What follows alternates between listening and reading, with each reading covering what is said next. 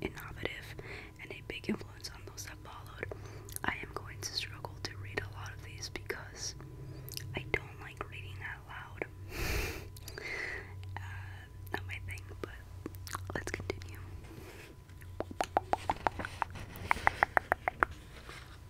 Okay. We're going to start with pre-Socratic efforts. We label as pre-Socratic the world's first official philosophers, a group of men who taught and expounded mostly in the Greek city-states of Ionia, beginning in the 17th century BCE, before Common Era. While many of their theories may seem naive, primitive, and just plain wrong, these thinkers deserve a great deal of credit for taking the mind of a man into an exciting direction. While entrenched in a rich mythic tradition involving anthropomorphic gods and monsters and the orally transmitted tales of Homer and others, the pre-Socratics took baby steps into natural law. They sought to explain what's it all about via a scientific method. The pre-Socratics are sometimes called monists, meaning that they sought to isolate one thing, usually one of the elements, earth, fire, and water, as the basic stuff to which all reality could be reduced. So I guess the pre-Socratic philosophers are among the first people to think that, things happen based by like a natural thing, as opposed to like a mythological thing or a religious thing. So instead of explaining things through like religion, they were trying to explain things through like just natural causes, like scientific causes. So that's pretty cool. So the pre-Socratic philosophers, while their theories may seem ridiculous today, should be given credit for their efforts to move away from primitive explanations of God and demons to explain nature and reality. Their ancient efforts paved the way for the scientific method. That's pretty dope. It's pretty dope, pretty dope. I already know that I mispronounced a lot of things, and I'm sorry. Okay. Let's continue. The ideas and philosophies of the pre-Socratics were literally written in stone. Unfortunately, only fragments of these slabs survive. In fact, no complete work of any pre-Socratic philosopher remains intact. All that's left are snippets and fragments. The ancient equivalent of yellow sticky memo sheets stuck to your computer monitor or refrigerator. Yet their effort should not be underestimated. The evolution from superstition to science was a quantum leap in thinking, and their philosophy formed a genesis that grew into many of the truths we now hold to be self-evident. Yeah, I think that's pretty cool, and I definitely feel like that is a huge leap in humans, right? As opposed to like constantly finding like a story or just talking about religion as to why things are the way they are, that we start moving away from that and start thinking the actual reasons behind it, like a scientific method. And that's pretty cool. I mean, this was years and years ago, so it's pretty awesome. Let's continue. Thales, water everywhere. Thales of Miletus is often designated as the first official philosopher. He is regarded as the founder of natural philosophy. He proposed that everything is composed of water. On a visceral level, Thales saw water as a source of life and indispensable necessity for survival, which is true. He's right, Without water, we would not be here. Like, we need water. Like, we would die in 3 days if we didn't drink water, So this isn't like a ridiculous theory of his. But let's continue.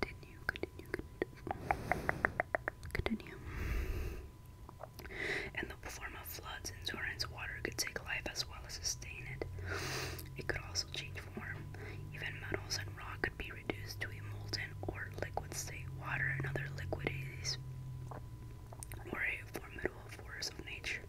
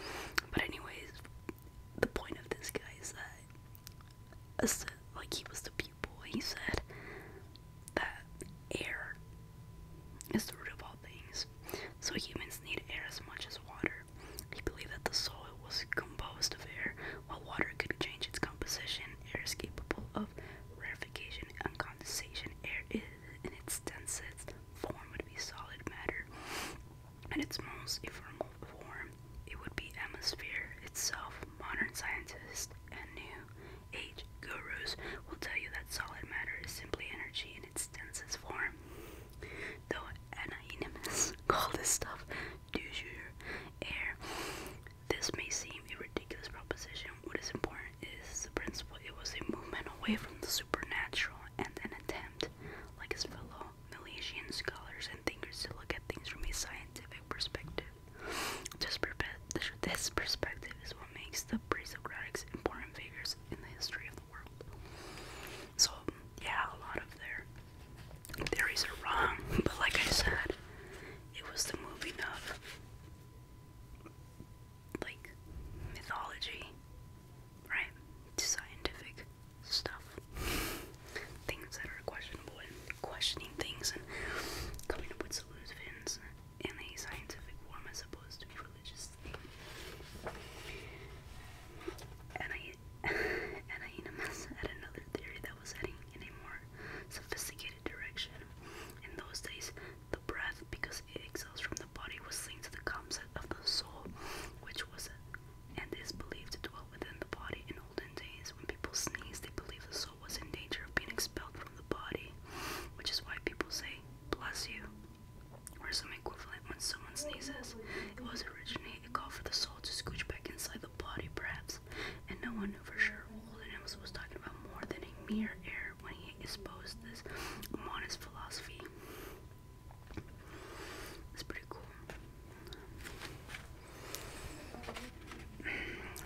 Let's keep going. Pythagoras, by the numbers.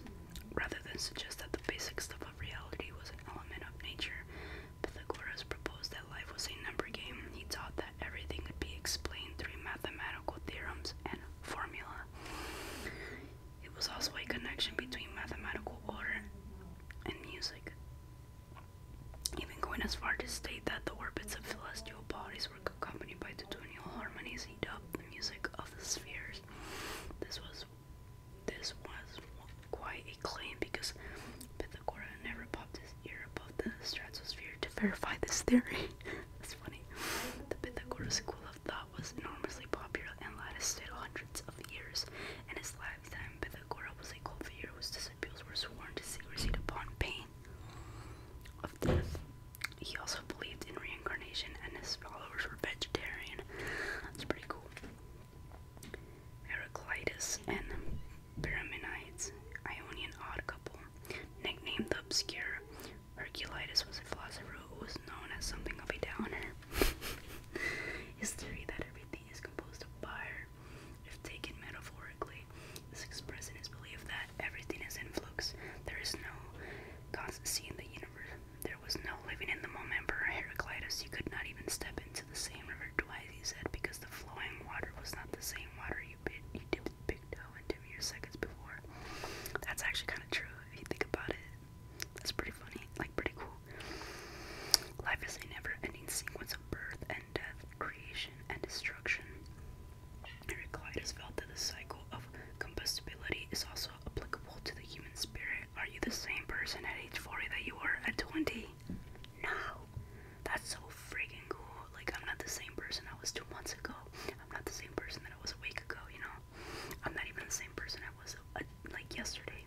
That's such a cool concept. Okay. Problem 9. If taken to heart, this philosophy can lead to melancholy. Youth fades, loved ones die, you are dust, and unto dust you shall return. Pythagoras and his followers believed in reincarnation and were practicing vegetarians. He was also one of the first cult leaders. His followers were penalized if they were revealed his numerical secrets. Rumor has it that some found themselves sleeping with the Aegean fishes when they crossed the number 1 guy. Heraclitus lived much of his life as an eccentric hermit. He had a contempt for society, and the feeling was mutual. He is also famous for the oft-quoted maxim that character is destiny. Parmenides was the anti-Heraclitus. He wrote in direct response to him, simply put, he believed that there is a no flux and that in fact everything is stagnant. It is what is credo. Being is immutable and constant, and change is an illusion. Damn. Parmenides wrote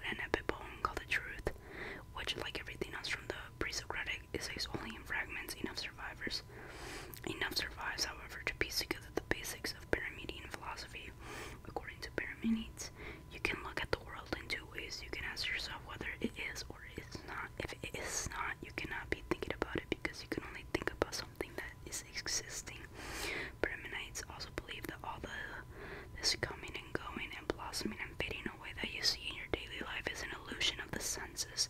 The more things changes, the more they remain the same.